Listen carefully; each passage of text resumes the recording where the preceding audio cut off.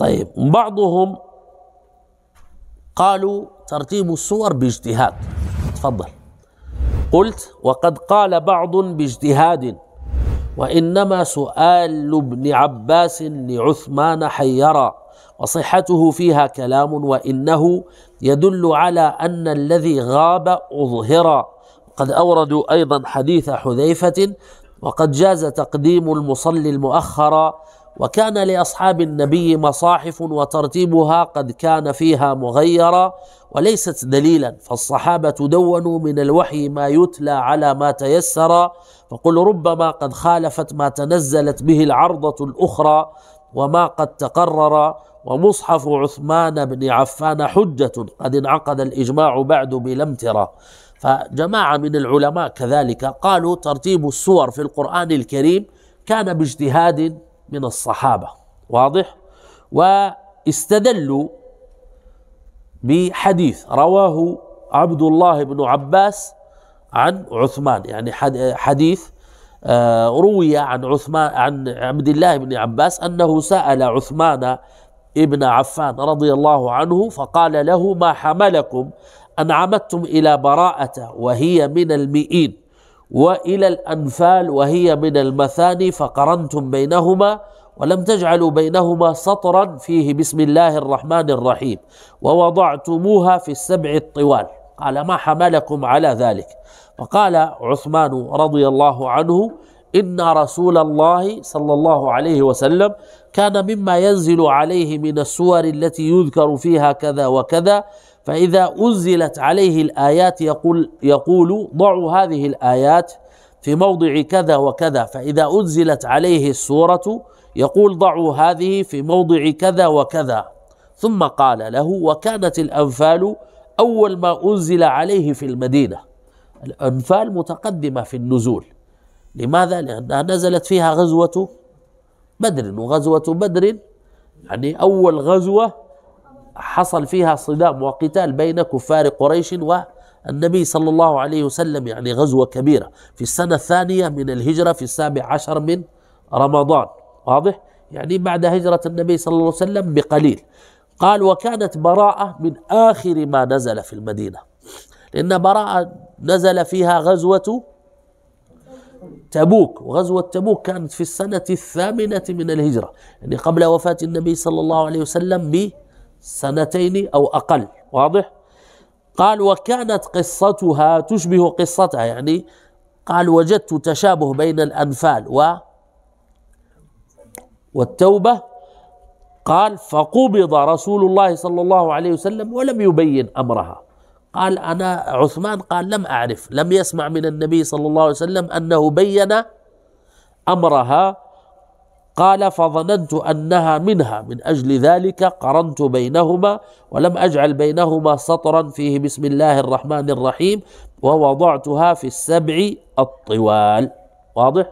فهذا دليل استدل به هؤلاء اللفيف من العلماء الذين قالوا ترتيب الصحابة كان ترتيب القرآن كان فيه اجتهاد من الصحابة. ومن الأشياء التي استدلوا بها أن النبي صلى الله عليه وسلم صلى ليلة كما روى حذيفة ابن اليمان قال أتيت النبي صلى الله عليه وسلم في ليلة من رمضان فقام يصلي فلما كبر قال الله أكبر ذو الملكوت والجبروت والكبرياء والعظمة، ثم قرأ البقرة ثم النساء ثم آل عمران، لا يمر بآية تخويف إلا وقف عندها الحديث.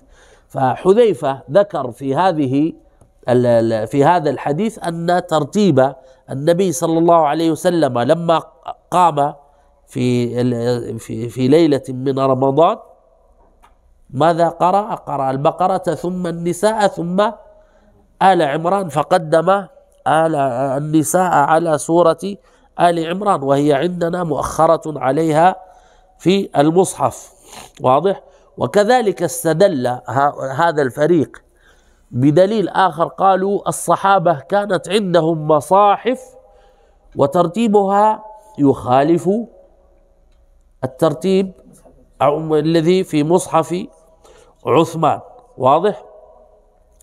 الشاهد هذا الجماعة من العلماء الذين قالوا ترتيب السور كان فيه اجتهاد من الصحابة، هم يتفقون مع القول الفريق الأول بأن ترتيب المصحف في عامته توقيفي، وإنما خالفوا في بعض السور. واضح؟ يعني هم لا يخالفون في أن بعض ترتيب سور القرآن أو أن عامة ترتيب سور القرآن مرتب من عند النبي صلى الله عليه وسلم بالوحي، يعني ليس للصحابة فيه دخل ولا اجتهاد. لكنهم يرون أن شيئا من سور القرآن دخله الاجتهاد، كما قال عثمان يعني جعلت الأنفال قرنتها ببراءة لأني ظننتها منها وقصتها شبيهة بقصتها فجعلتهما ومع بعض ولم أجعل بينهما بسم الله الرحمن الرحيم. واضح؟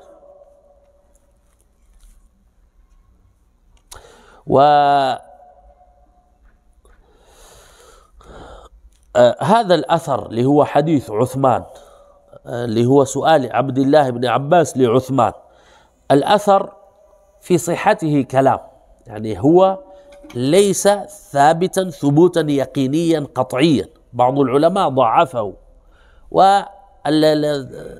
والضعف إذا تطرق للدليل ضعف الاستدلال به. ثم العلماء قالوا لو صح هذا الأثر فهو لا يعدو أن يكون الكلام فيهما فقط، أي في سورة الأنفال والتوبة، يعني هذا لا يدل على أن جميع القرآن رتبه عثمان باجتهاده، وإنما حصل له الشك في سورة التوبة والأنفال فقط، يعني لا ينفي ترتيب سائر السور بالتوقيف. واضح؟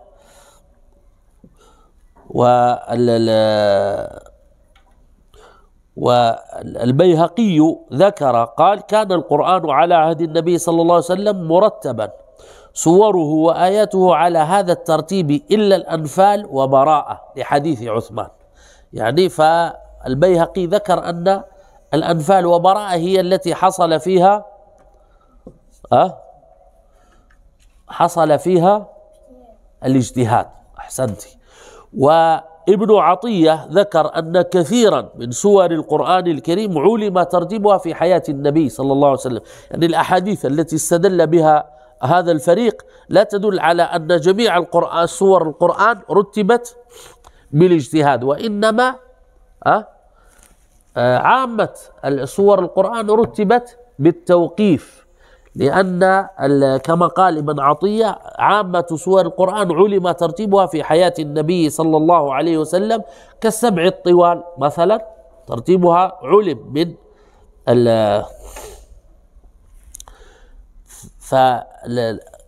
كذلك قال غير ابن عطية، قال بعض العلماء أن يعني وصل إلى أن الذي يجري فيه الخلاف بين العلماء هل هو اجتهادي أم توقيفي سور قليلة، وليست جميع سور القرآن الكريم، والله أعلم.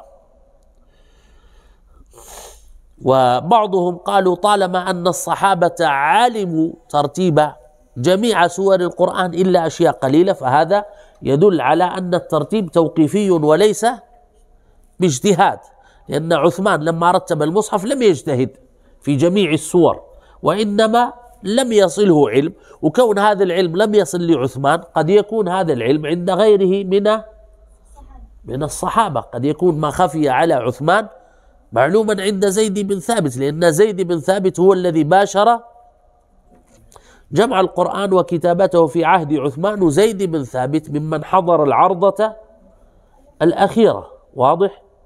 والله أعلم. وكذلك العلماء عللوا عدم ذكر أو كتابة البسملة في أول براءة بتعليلات كثيرة أخرى غير هذا التعليل الذي ذكره عثمان. واضح؟ لأن العلماء قالوا لأنها نزلت بالسيف، وبعضهم قالوا نزلت هكذا لحكمة لا يعلمها إلا الله، وبعض العلماء قالوا كانت عادة العرب إذا أرادوا أن ينقضوا كتابا أو أن ينكثوا عهدا كان بينهم وبين عدوهم أن يكتبوا رسالة ولا يكتبوا فيها بسم الله الرحمن الرحيم ولا باسمك اللهم، إن هذه الرسالة، فنزل القرآن بنقض العهد مع المشركين، وقال نزلت فيه آية السيف، ونزلت فيه البراءة من المشركين، براءة من الله ورسوله إلى الذين عاهدتم من المشركين فسيحوا في الأرض 4 أشهر واعلموا أنكم غير معجز الله وأن الله مخزي الكافرين، وأذان من الله ورسوله إلى الناس يوم الحج الأكبر إلى آخر ما في. ونزلت آية السيف، ونزلت قال يا أيها الذين إنما المشركون نجس فلا يقربوا المسجد الحرام، ففيها نقض عهود مع قال كيف يكون للمشركين عهد عند الله وعند رسوله، واضح. فنزل هذه السورة فيها نقض العهود مع المشركين والبراءة منهم، فنزلت على ما جرت به عادة العرب في ترك البسملة، والله أعلم يعني. ففيها نعم، ففيها أشياء لا يعني تعليلات أخرى غير التي ذكر التي ذكر عثمان بن عفان، التعليل الذي ذكره عثمان. العلماء عندهم آراء أخرى، وهذه الآراء مروية طبعا عن الصحابة. ثم إن هذا الحديث كما ذكرت لكم حديث عثمان ضعفه جمع من العلماء والمختصين في الحديث، واضح.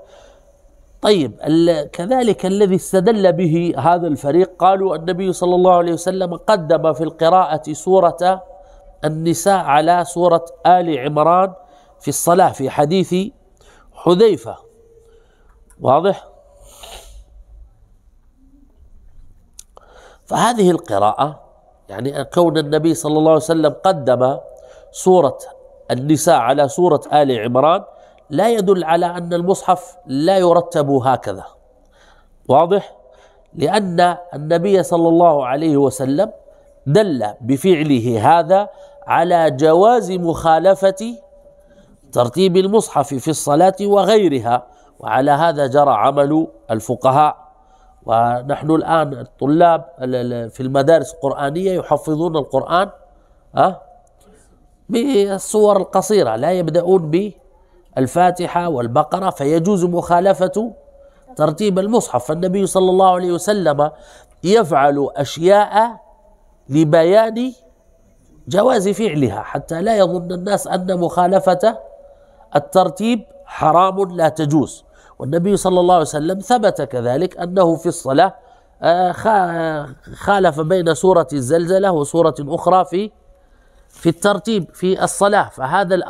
هذا لا يدل على أن القرآن لم يكن مرتبا هكذا، وإنما يدل على أن النبي صلى الله عليه وسلم أراد بفعله هذا أن يبين للمسلمين وللصحابة أن مخالفة الترتيب في الصلاة وفي غيره جائز وليس حراما. والفقهاء ينصون الآن على كراهة التنكيس في الصلاة، أن الإنسان يقرأ مثلا بسورة الفلق ثم في الركعة الثانية يقرأ بسورة القدر مثلا، لأن فالأفضل أن يأتي أن يقرأ في الركعة الأولى السورة المتقدمة في المصحف. لكن إذا فعل جاز، لا أحد يقول هذا حرام أو أن الصلاة باطلة، أو لا أحد يقول بهذا القول، واضح. ففعل النبي صلى الله عليه وسلم دليل على جواز مخالفة ترتيب المصحف. وجرت عادة المسلمين في تحفيظ القرآن الكريم أنهم يبدأون بقصار السور نعم يكملون إلى طوالها، مع الأولاد الصغار في الكتاتيب والمدارس القرآنية ومع الأعاجم وغيرهم، من باب التيسير، فكون أن النبي صلى الله عليه وسلم خالف في القراءة بين ترتيب المصحف في الصلاة وفي القراءة، فهذا دليل على جواز هذا الأمر، خاصة إذا دعت الحاجة واقتضت الضرورة ذلك.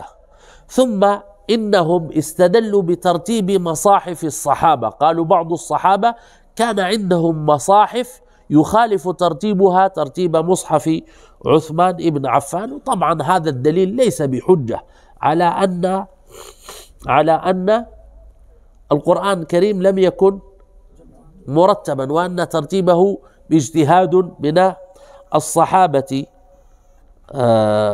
رضوان الله عليهم.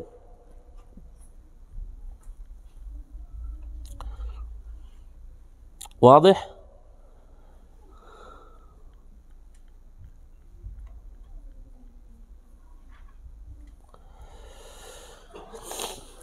ومر معنا في نزول القرآن بعض الخلاف الذي كان بين عبد الله بن عباس، وبعضهم لم يثبت المعوذتين في مصحفه يعني لشهرتهما، والصحابة رضي الله عنهم كانوا يكتبون المصاحف بما تيسر لهم، ومصاحف الصحابة لم تكن مكتملة، يعني بعض الصحابة ممن كان يعرف الكتابة وتيسرت له أدواتها كان يكتب القرآن حتى لا ينسى وحتى يقرأ منه ويتخذ لنفسه مصحفا، لكن الصحابة لم تكن عندهم مصاحف مكتملة، بعضهم جمع 70 سورة، بعضهم جمع أقل، بعضهم أكثر، بحسب ما تيسر له، وترتيبه كذلك، يعني لم تكن مصاحف كما هي كما نتخيلها الآن، مصحف هكذا لأن المصاحف في ذلك الزمن كانت مكتوبة،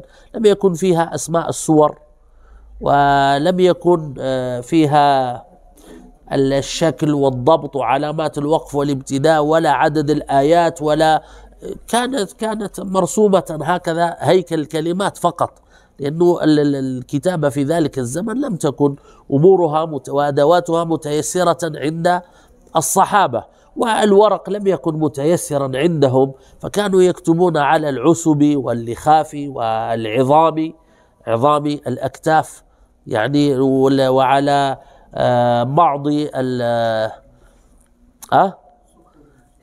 على الأدم، يعني جمع أديم اللي هي الجلود، جلود الأنعام وما إلى ذلك، فكانوا يكتبون عليها، فلم تكن الأمور متيسرة عندهم، فكان كل واحد يكتب ما تيسر له بحسب ما تيسر. فبعض الصحابة كان في مصحفه 70 سورة فقط، ولم يكن كتب جميع سور القرآن، وترتيبهم كان يرتبون بحسب ما تيسر له، المهم أنه ما تيسر له كتابته كتبه وتركه عنده، فإذا كان رتبه بطريقة معينة لا يعني هذا أن هذا الترتيب هو الذي رتب به النبي صلى الله عليه وسلم سور القرآن، والله تعالى أعلم.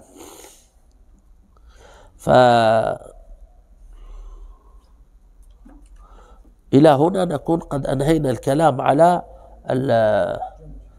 ترتيب القرآن الكريم. قلنا القرآن مرتب إلى سور، وكل سورة مقسمة إلى آيات، وذكرنا أن ترتيب الآيات توقيفي بإجماع العلماء قاطبة، لا دخل للاجتهاد فيه، وإنما هو بوحي من النبي صلى الله عليه وسلم، والنبي صلى الله عليه وسلم كان يدله جبريل على مواضع كل الآيات التي ينزل عليه بها.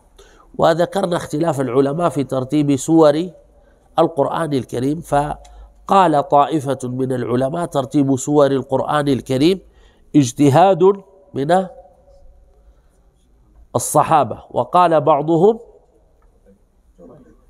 توقيفي ولا دخل للصحابة فيه. وهذان القولان كل واحد استدل بأدلة ذكرناها، والراجح والله أعلم أن صور القرآن الكريم، أن ترتيب السور بتوقيف من النبي صلى الله عليه وسلم. وإذا تنزلنا فنقول إن عامة سور القرآن الكريم مرتبة بتوقيف من النبي صلى الله عليه وسلم، ووقع الخلاف في سور قليلة ليست كثيرة، والله تعالى أعلى وأعلم.